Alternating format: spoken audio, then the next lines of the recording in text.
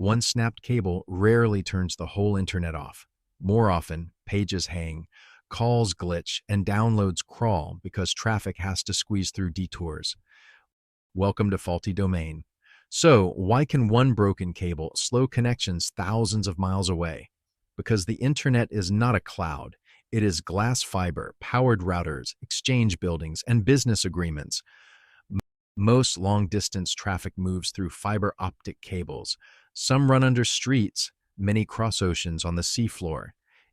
Inside those cables, light pulses carry data at enormous speed, but each route still has a physical path and a finite capacity.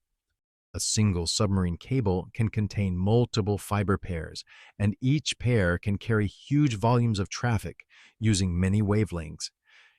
Huge does not mean unlimited.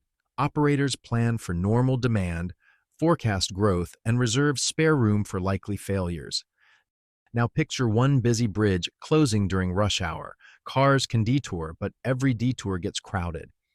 Internet routing behaves a little like that, except the cars are packets and the road signs are routing announcements. The protocol most associated with global route choices is BGP, the Border Gateway Protocol.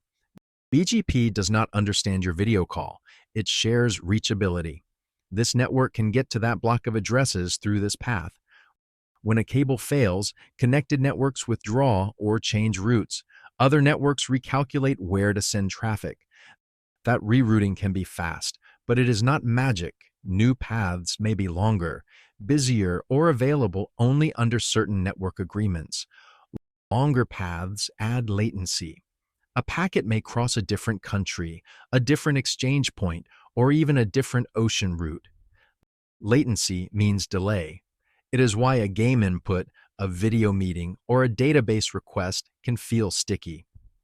Capacity is the second problem. The backup path may work perfectly and still be too narrow for everyone. When packets arrive faster than a link can carry them, routers queue them. If queues fill, packets get dropped. Dropped packets are not always fatal. Many apps retry, and protocols such as TCP can resend missing data. Retries keep data correct, but they add more traffic exactly when the network is already congested. That is how a clean failover turns into a slow day. The detour is alive, but everything waits its turn. There is another layer. Not all traffic is equal. Streaming, banking, gaming, backups, and cloud sync tolerate delay differently. On networks they control, some operators may prioritize voice, business-critical traffic, or emergency services over bulk transfers. That can make one app usable while another becomes painfully slow, even on the same home connection. Content delivery networks also change the story. Popular files often sit in caches close to users.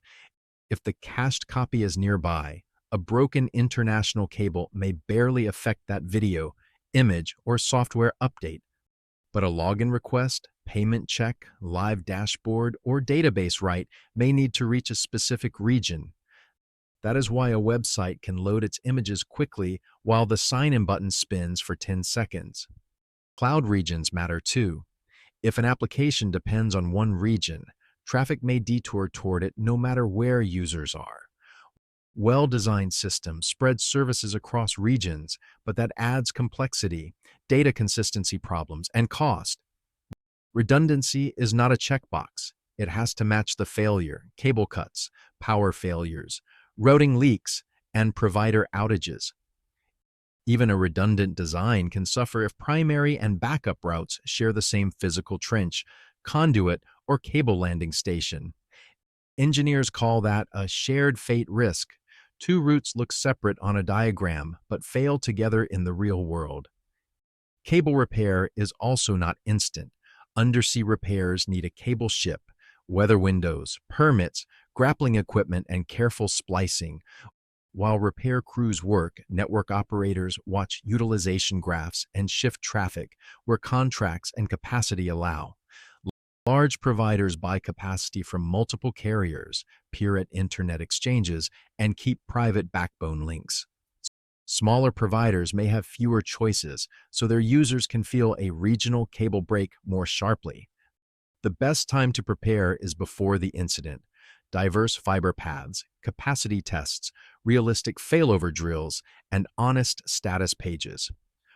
Monitoring has to measure user experience, not just whether routers are alive. A green device can still deliver a painfully slow service. So, when one cable breaks, the internet slows because the backup network is real, physical, negotiated, and limited. That is why a cable cut can feel like a slowdown instead of a blackout. The detour works, but everyone is sharing the same spare room. The cloud feels resilient because people build spare paths. It feels slow during a cable break because those spare paths still have limits.